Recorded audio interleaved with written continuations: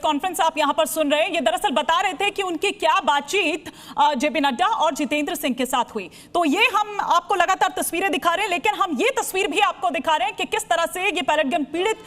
ये आरोप लगाते हुए उसकी चोटें भी दिखाते हुए, ब्रजेश तिवारी अगर आप तक मेरी आवाज पहुंच रही है तो राहुल गांधी यहां पर उस शख्स को सामने लेकर आए और ये कहा कि हमारे बच्चों को मारना बंद कीजिए।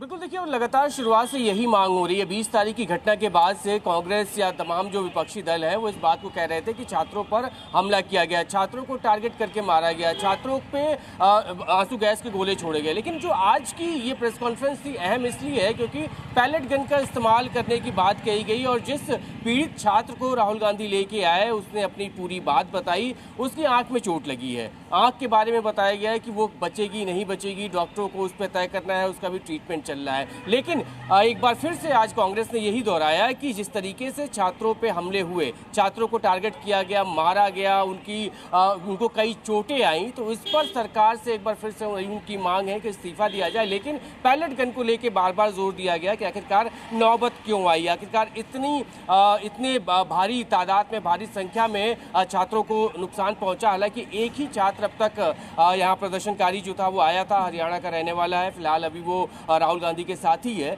लेकिन उसने अपनी बात बताई और बार बार इसी बात को लेकर जोर दिया गया कि पैलेट गन का जो इस्तेमाल किया गया वो गलत है और इसके अलावा एफआईआर की भी मांग की गई। बहरहाल अभी उस छात्र से भी हम बात करेंगे, कोशिश करेंगे, लेकिन इस मुद्दे को पूरी तरीके से जो राजनीतिक पार्टियां हैं, दूसरी पार्टियां हैं, वो लगातार इसको आगे बढ़ा रही हैं और सबकी एक ही मांग है, सभी इसी मांग पे अड़े हुए हैं कि इसमें धर्मेंद्र प्रधान का इस्तीफा होना चाहिए। और आज एक बार फिर जो 3 मुख्य मांगों की बात राहुल गांधी ने की उसमें से एक बड़ी मांग ये भी थी कि धर्मेंद्र प्रधान को इस्तीफा देना चाहिए। बहरहाल लगातार हर घंटे इसमें परिवर्तन, जो पूरा घटनाक्रम हुआ उसमें हर घंटे नई नई अपडेट्स आ रही है। 4 बजे का भी इंतजार रहेगा, लेकिन इस बीच आज की प्रेस कॉन्फ्रेंस में ये बात साफ हो गई कि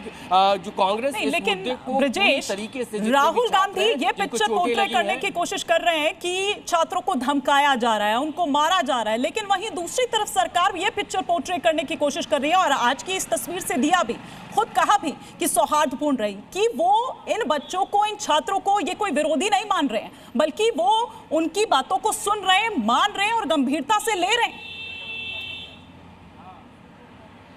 देखिए, ये परसेप्शन का यहाँ पे पूरी की तरह से हम कह सकते हैं लड़ाई है। अगर हम सीजेपी के प्रदर्शन में जाते हैं तो वहाँ सीधे तौर पे ये छात्रों का ये कहना होता है, प्रदर्शनकारियों का ये कहना होता है, या फिर जो भी राजनीतिक पार्टियां वहाँ पर आती हैं उनका ये दावा होता है कि सरकार उनकी नहीं सुन रही है। लेकिन हमें ये भी ज़रूरत है समझने की कि इसके पहले जो मांगे हुई उसमें सीजेपी की तरफ से जो मांगे हैं उसमें सरकार ने उस पर बातचीत की।